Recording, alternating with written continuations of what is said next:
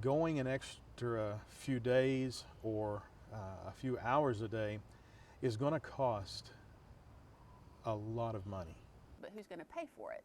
Because this is an excellent example of what they call unfunded or underfunded mandates. Okay, you've got the national government coming up with this really interesting idea, but it's going to be left to the states and to the local governments to implement this. The cheaper alternative, adding to the school day.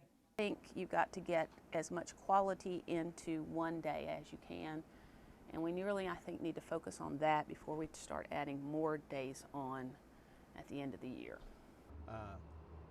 If we're going to do anything, I think we need to lengthen the day some, but not add extra days on. Because every day you add on, you've got all those expenses.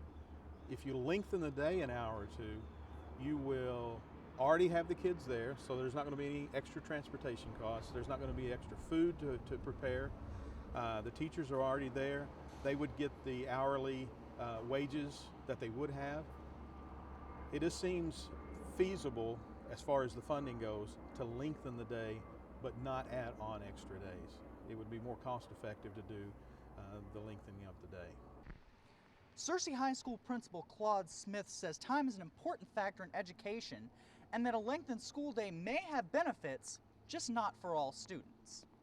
The length of the school year has not been as much conversation, at least with the people that I visited with, as the length of the school day. The length of the school day, as far as a high school student is concerned, is a lot different than the length of the school day for an elementary child. And personally, I think it'd be detrimental on the elementary side to lengthen the school day, because those little ones, they just get wore out a lot quicker. Now, the high school students, they might be able to go a little bit longer during the day, and that might be beneficial. Searcy High School social studies teacher Rhonda Chatham is in favor of a lengthened school day.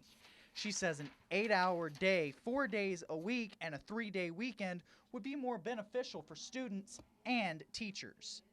I think that if it were a longer weekend, I think it would give if we had a lengthened day and that gave them an extra day. I know some people do that because of the economy or have tried to do that, and if that were the case, then I think kids could enjoy a longer time. A lot of our kids take AP classes, and that would give them longer time to do their assignments and such. Now, as far as a longer day, it would also mean that some kids would have to cut their work hours, and that would be a detriment to them.